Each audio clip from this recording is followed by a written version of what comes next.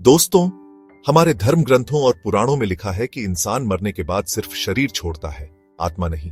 वो आत्मा हमारे पितरों का रूप बन जाती है और समय समय पर हमें आशीर्वाद देने के लिए, हमें चेतावनी देने के लिए हमारे आसपास रहती है।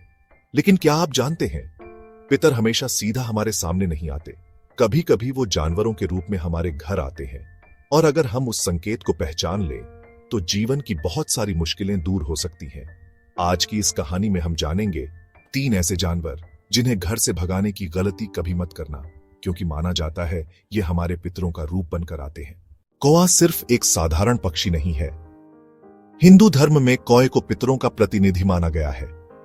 पितृपक्ष के दौरान आपने देखा होगा, लोग अपने घर के आंगन में खीर, पूड़ी, चावल और पिंडदान का भोजन बनाकर रखते हैं और सबसे पहले कौए को बुलाते हैं, क्योंकि शास्त्रों में कहा गया है, काका पितृरूपेण तर्पणम गृह्णाति सदा, यानी कौआ पितरों का रूप लेकर आता है और उनके लिए अर्पित तर्पण को ग्रहण करता है।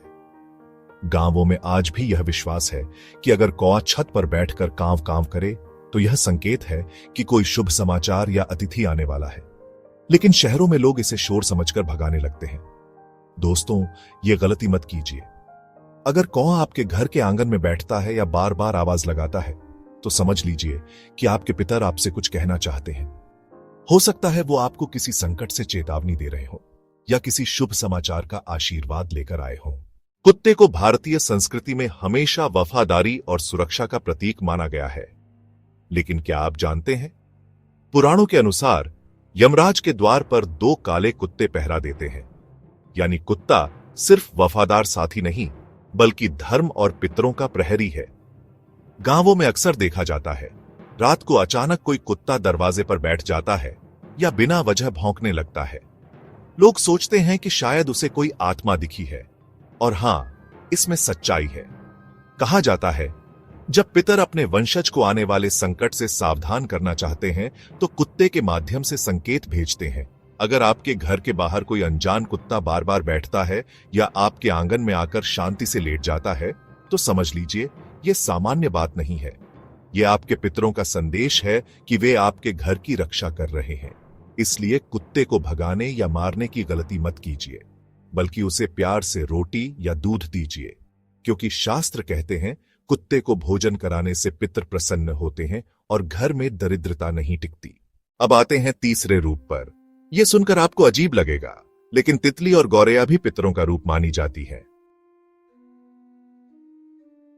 आपने महसूस किया होगा, जब कोई अपना हमें छोड़कर चला जाता है तो उसके बाद अचानक घर के आंगन में रंग बिरंगी तितली मंडराने लगती है, या सालों बाद अचानक कोई गौरैया खिड़की पर आकर चहकने लगती है।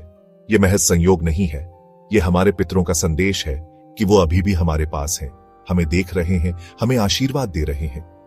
गांवों में एक मान्यता है, अगर किसी प्रियजन के जाने के बाद उनके घर में तितली बार बार आकर बैठने लगे तो समझना चाहिए कि पितर घर वालों को सांत्वना दे रहे हैं। और गौरैया को तो भारतीय संस्कृति में समृद्धि और शुभता का प्रतीक माना गया है। कहा जाता है, जिस घर में गौरैया का घोंसला हो वहां कभी दरिद्रता नहीं आती। कल्पना कीजिए, एक मां अपने बेटे को खो देती है। वो बार बार भगवान से प्रार्थना करती है, बस एक बार उसकी झलक दिखा दो, और अचानक खिड़की पर आकर एक तितली बैठती है। मां की आंखें भर आती हैं और वो समझ जाती है कि उसका बेटा उस तितली के रूप में उससे मिलने आया है। ये वो क्षण होते हैं जहां विज्ञान भी चुप हो जाता है और विश्वास बोल उठता है। दोस्तों, कौआ, कुत्ता और तितली, गौरैया, ये सिर्फ जीव जंतु नहीं है, ये हमारे पितरों के संदेशवाहक हैं। इन्हें भगाना मतलब अपने पूर्वजों के आशीर्वाद को ठुकराना। तो जब भी आपके घर कोई कौआ आकर कांव कांव करे, जब भी कोई कुत्ता आंगन में बैठ जाए या कोई तितली आपके पास आकर ठहर जाए, तो समझ लीजिए आपके पितर आपसे कुछ कहना चाहते हैं। उनका सम्मान कीजिए, उन्हें दाना पानी दीजिए और दिल से याद कीजिए। याद रखिए, जो लोग अपने पितरों का आदर करते हैं उनके घर में सुख, समृद्धि और शांति हमेशा बनी रहती है। तो अगली बार जब ये 3 रूप आपके सामने आए, उन्हें भगाइए मत, क्योंकि वो सिर्फ जानवर नहीं, बल्कि आपके पितर हैं जो आपकी रक्षा करने, आपको आशीर्वाद देने आए हैं।